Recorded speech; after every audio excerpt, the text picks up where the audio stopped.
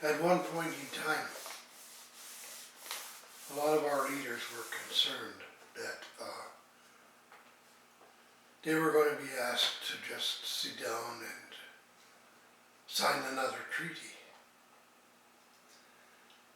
But I think that some of those people are saying that, or making that statement, on the basis that previous treaties signed by the Mi'kmaq are not worth that much.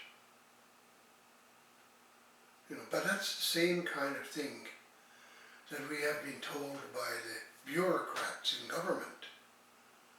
The civil servants over the years have told us, whenever we brought up our treaties, the Mi'kmaq treaties, that they weren't worth the paper they're written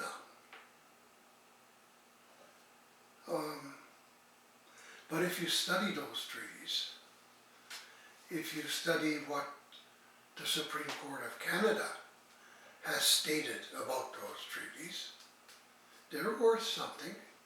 They're worth more than the paper they're written on.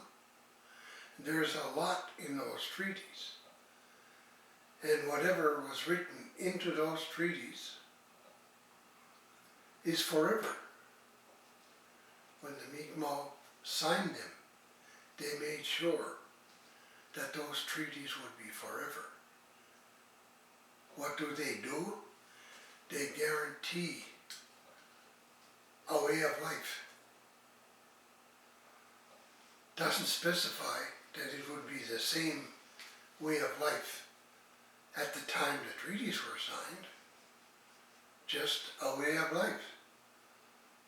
And I'm sure that there are a lot of people in our communities who can come up with descriptions of today's way of life that we should strive for.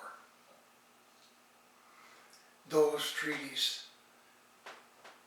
leave that issue on the table to be talked about, to be negotiated, to be followed. But this Made in Nova Scotia process that we're dealing with doesn't negotiate the treaties. The chiefs at the beginning of that process were adamant that our treaties would not be changed, especially would not be extinguished, which was the policy of the government in negotiating treaties and Aboriginal title and Aboriginal rights.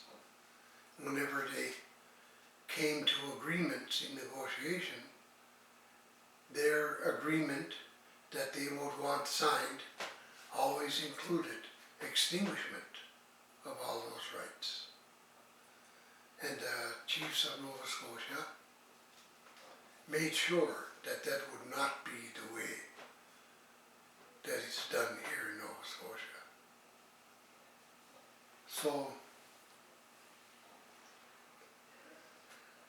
the only thing I can say about the term modern day treaty, which probably is what is being negotiated, but they're called agreements.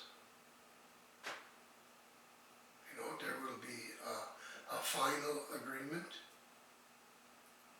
but only after it has been negotiated, discussed, has even been ratified by the Mi'kmaq people. Only then will an agreement be